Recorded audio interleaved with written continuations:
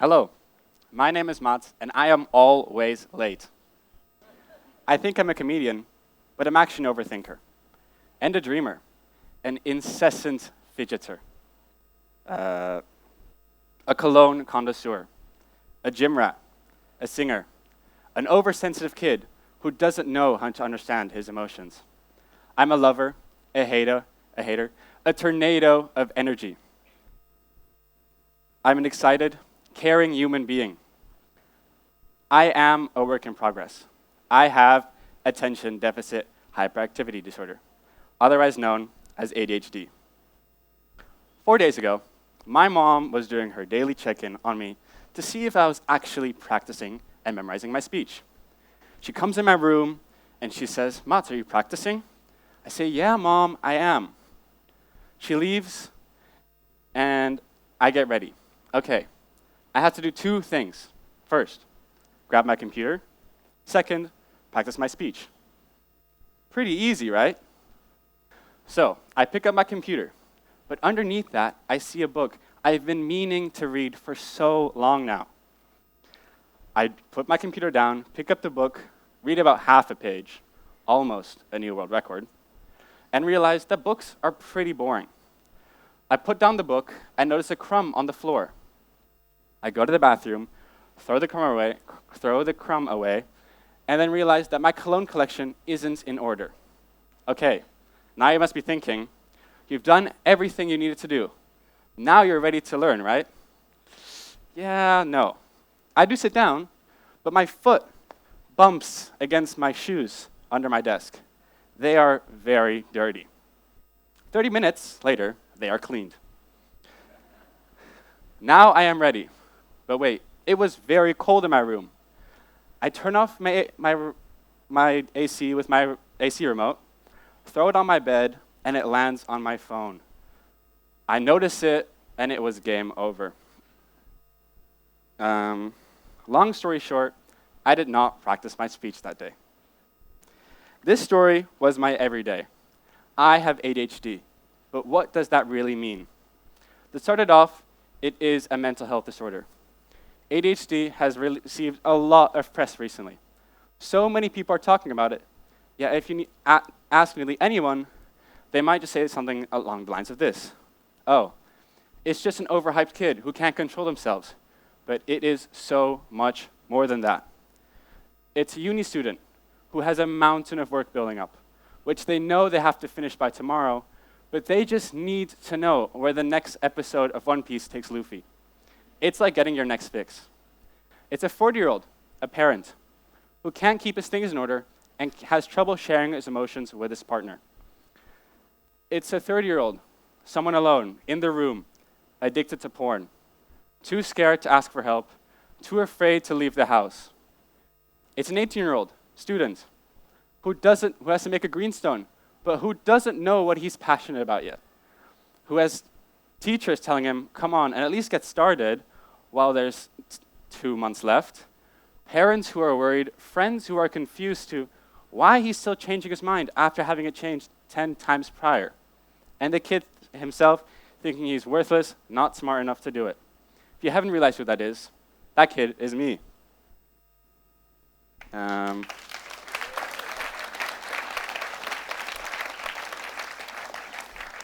Okay, let's time travel for a second. Let's time travel for a second. I'm 5 or 6 years old and full of energy. It's cute.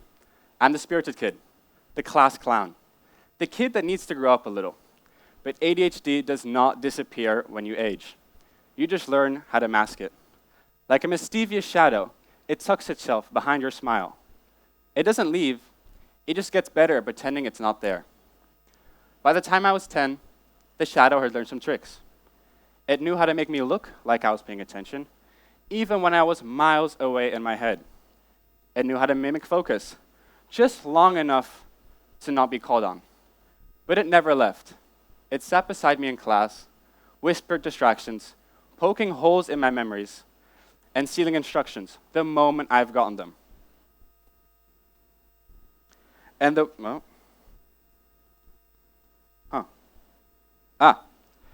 And the worst part, no one else could see it. So when I struggled, they didn't see the shadow. They just saw me.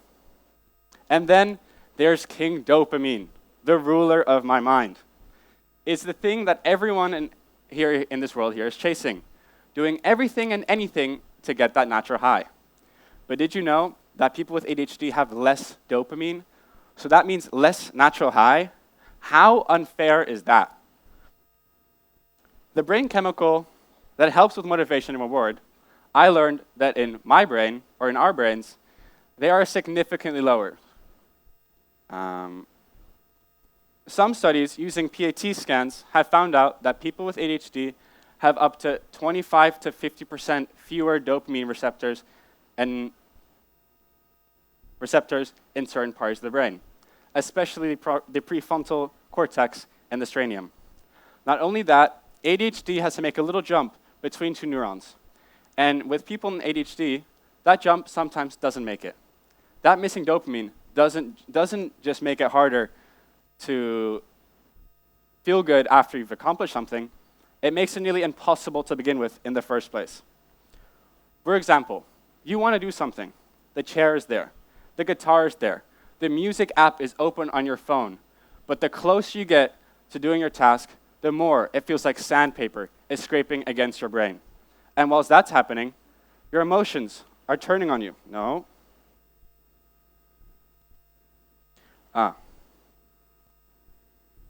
Oh, yeah.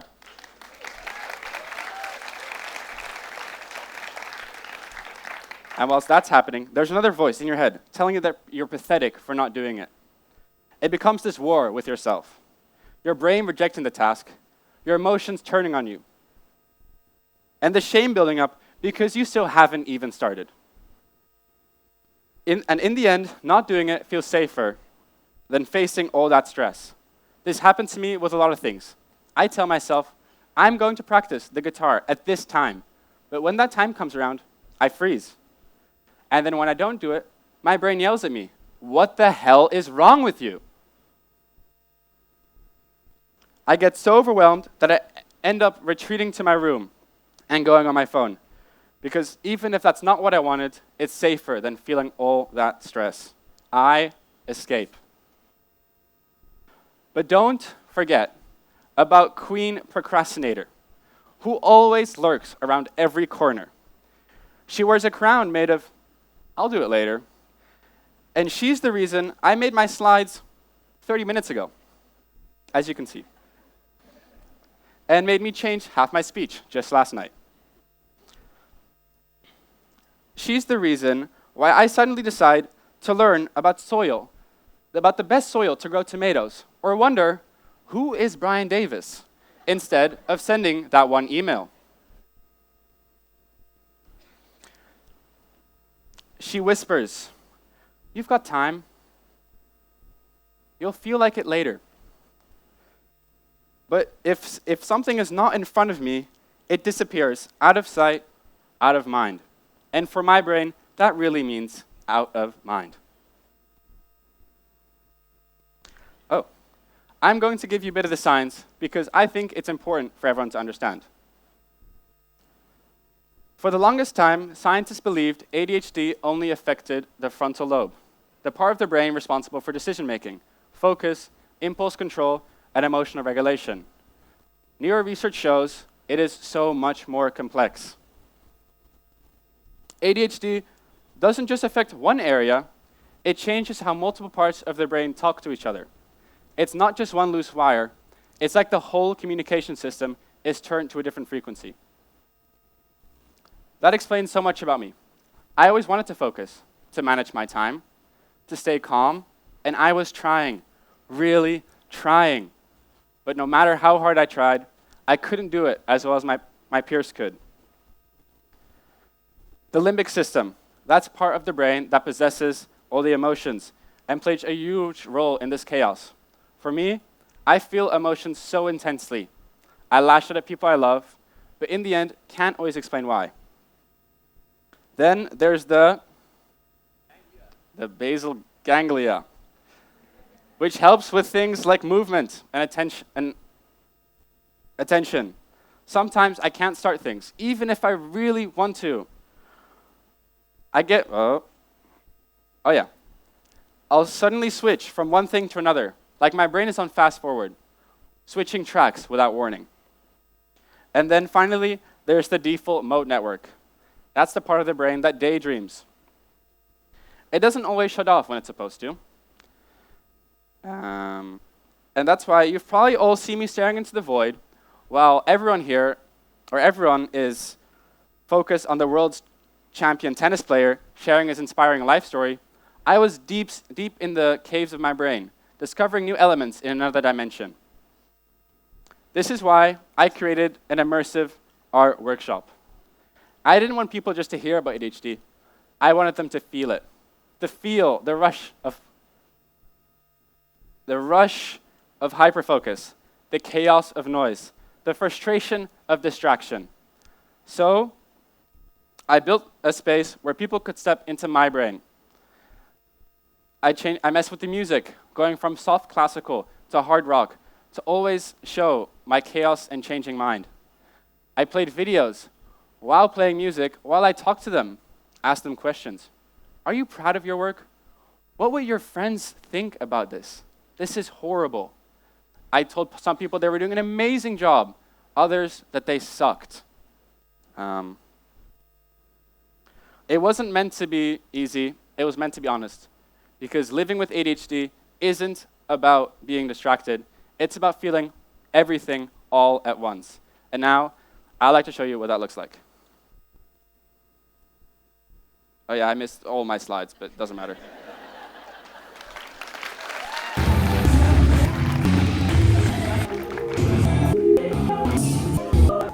Maybe the lights.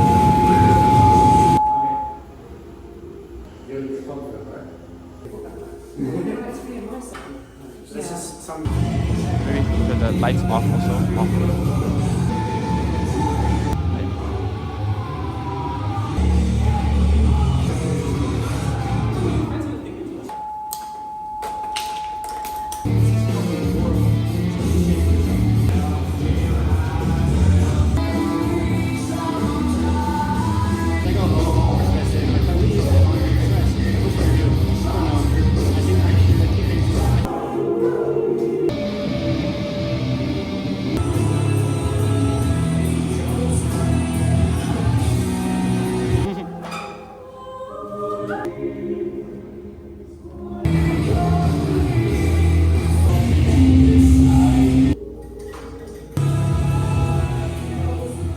For us to have experienced what it's like to be in your brain, how hard it is to focus, stay on track, feel connected, understand, engage, listen, and not be frustrated and angry is incredible. And the empathy I now have for what you're dealing with on a daily basis goes out to you, and I can see how hard that is and how amazing it is that you're the young man that you are. Woo. Should I click it again?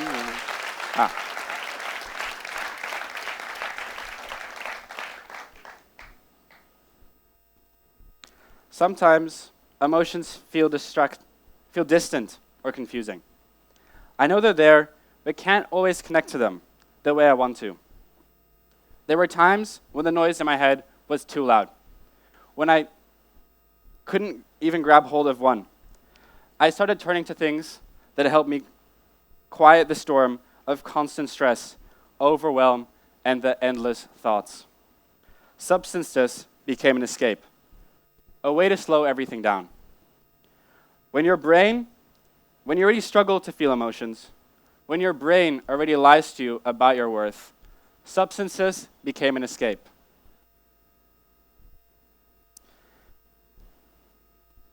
The substances numbed the spinning, but it didn't give me peace. And eventually I learned that relief isn't the same as healing. So I took a step back. I started listening to myself. I started trying things. I picked up the guitar. I tried tennis. I did one-on-ones with Aaron, my mentor, to figure out who I was behind all this noise.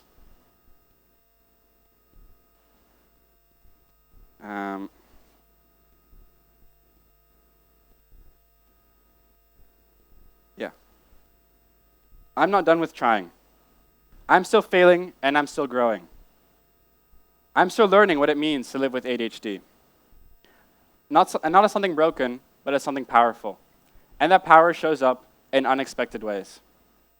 I know I've been talking a lot about the negatives and a lot about the things that are hard, but what they don't see is the hundreds of hours I've spent researching colognes. Not because anyone told me to, but because I wanted to. I wanted to know everything about them.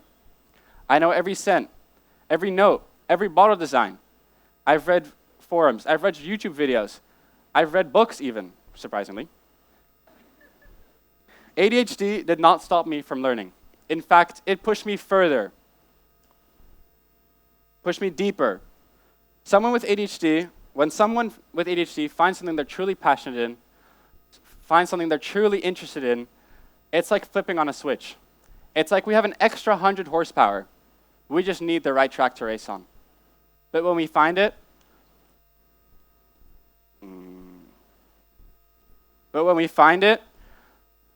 we're faster, more creative, and more driven than people realize. That's why, with all the struggles, I wouldn't change my ADHD for anything. I'm here today, not just to tell you about my brain, but to make you wonder, make you think, how many others are out there, hiding their chaos like I used to? How many students are being misunderstood, punished, or overlooked for something they cannot control? So next time you see someone zoning out, tapping their feet, interrupting, or forgetting their homework, again, pause. Ask yourself, what else might be going on? Instead of getting frustrated, try getting curious. Be patient, because maybe they're just like me. Not lazy, just lost in a beautiful mind that's wired differently, and trying their best to be understood in a world that rarely understands. Thank you.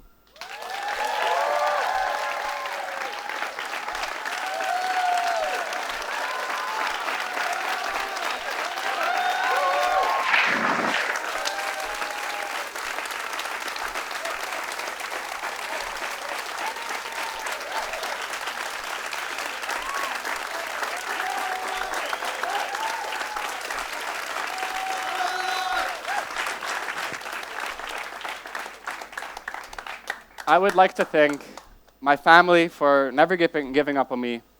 I would like to thank Benjamin for always believing me when no other teacher would. I would like to thank, who else? Aaron, my mentor. I don't know if he's here, but Aaron, I love you. You've helped me through everything and always believed in me. So thank you so much, Aaron.